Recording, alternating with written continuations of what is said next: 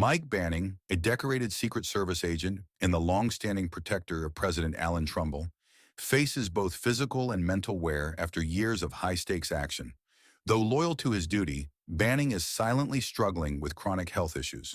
Migraines, insomnia, and debilitating back pain haunt him, but he keeps his condition hidden from colleagues as he undergoes medical treatments and relies on painkillers to cope. Despite these hardships, Banning remains a prime candidate to take over as director of the Secret Service, a position soon to be vacated by the retiring David Gentry. Banning continues training at a private military facility run by his old friend Wade Jennings, a former Army Ranger turned CEO of Salient Global, a private military company. The bond between Banning and Jennings runs deep, forged through years of shared combat, but the once strong friendship is about to face a devastating betrayal. During a seemingly routine fishing trip with President Trumbull at a remote lake, all hell breaks loose when a coordinated attack is launched by armed drones. The highly sophisticated assault decimates the president's security team, leaving Banning as the lone survivor.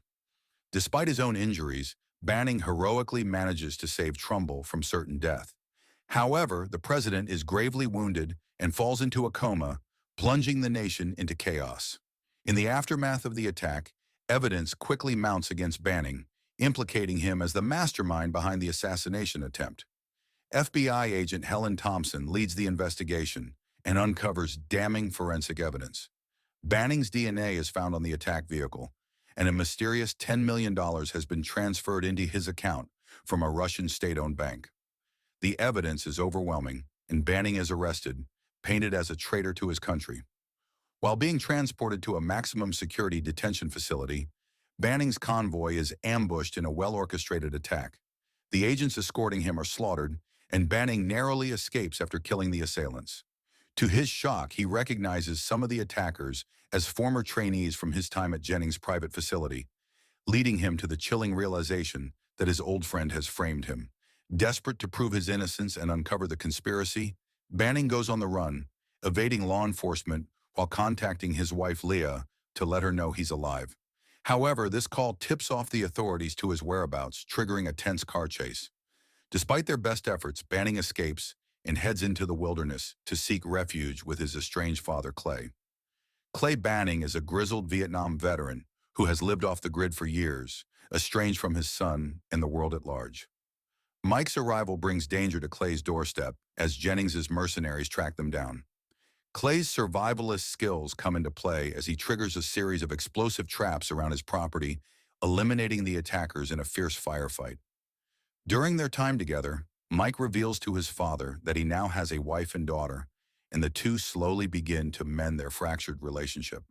Meanwhile, Vice President Martin Kirby, who has assumed the role of acting president in Trumbull's absence, uses the attack as a pretext to escalate tensions with Russia, publicly accusing them of being behind the plot. However, FBI agent Thompson grows suspicious of the overwhelming evidence against Banning, especially after discovering the bodies of the mercenaries near Clay's cabin. She begins to suspect that Banning was set up, but before she can act on this information, she and another agent are murdered by Jennings. As Jennings' conspiracy unravels, it is revealed that Vice President Kirby is in league with Jennings, intending to use the assassination attempt as a justification for a retaliatory strike against Russia. Jennings, who runs a lucrative paramilitary corporation, stands to profit greatly from the resulting conflict. Kirby's political ambitions and Jennings' thirst for power make them willing to sacrifice countless lives to achieve their goals. Determined to clear his name and protect the president, Banning infiltrates the hospital where Trumbull is being treated. Though initially captured by Secret Service agents, Trumbull regains consciousness and orders Banning's release, realizing that Banning is the only one who can stop the true threat. Banning leads Trumbull and his loyal agents through a tense escape as Jennings orchestrates an explosion in the hospital's intensive care unit, intending to kill the president. As Jennings' men close in, Banning engages in a brutal gunfight, using his tactical skills to protect Trumbull. The conflict culminates in a final showdown between Banning and Jennings at the hospital. Jennings, now fully exposed as the mastermind, attempts to flee in a helicopter.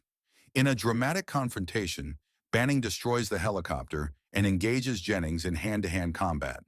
The two former comrades fight fiercely, but Banning ultimately overpowers Jennings, mortally wounding him and ending his treacherous plot. With Jennings dead, further evidence is uncovered linking Vice President Kirby to the conspiracy. Kirby is arrested for treason, and his plans to incite a war with Russia are thwarted. Banning, though exonerated, is left grappling with the emotional and physical toll of the ordeal. Feeling guilty for not protecting the president sooner and for concealing his health issues, Banning offers his resignation. However, President Trumbull refuses to accept it, recognizing Banning's unwavering loyalty and heroism. Instead, Trumbull promotes him to the position of Director of the Secret Service. As the dust settles, Banning, now reconciled with his father, looks forward to a new chapter in his life. Clay, who had lived in isolation for years, moves in with Banning and his family, finally reconnecting with the son he had once pushed away. The Banning family, now united, is ready to move forward, while Mike Banning takes on his new role with renewed purpose, having once again proven his dedication to protecting the president and the country from unseen dangers.